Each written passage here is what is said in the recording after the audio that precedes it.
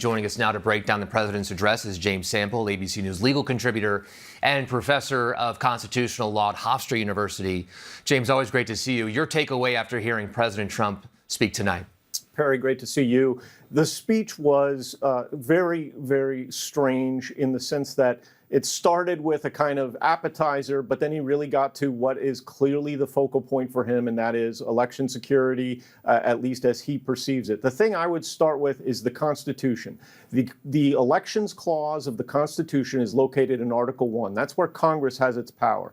And Article 1's election clause says clearly that the states have the power over elections unless Congress steps in. The president is conspicuously and intentionally absent, and the reason is that the framers had a lot of experience with authoritarian figures imposing their will in election processes. And so that omission is intentional. Without Congress, the president cannot do the things that he claims he's going to try and do. He can declassify evidence, he can declassify materials, but he can't act on that.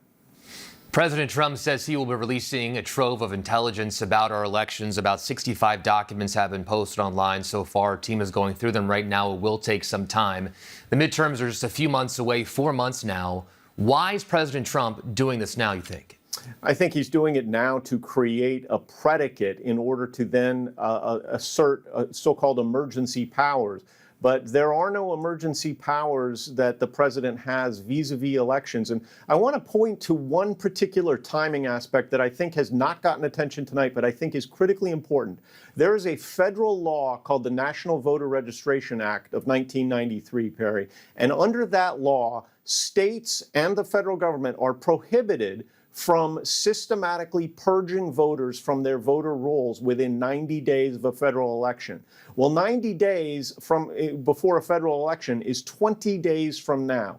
You cannot, even if everything he said were true, and even if there were actually evidence to back it up, the idea that you would start systematically purging voter rolls 110 days before an election is not actually one that would produce election confidence. It would produce election chaos. The Save America Act has passed the House 4 times now. A major part of that bill would require voters to show ID before voting in person or by mail, with some exceptions. The president said tonight he wants the bill to pass, but it faces a much tougher climb in the Senate. Why are some senators hesitant to pass this bill?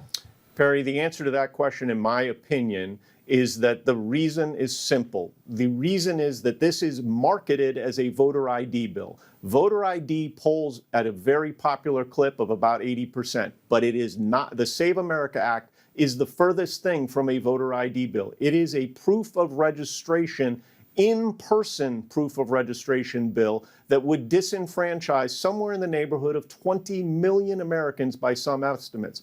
Passports and birth certificates in person would be required for anyone who needed to simply update their registration, even a simple change of address. That is a recipe for chaos that the president would then be able to take advantage of. James Sample, thank you for your time tonight. Let's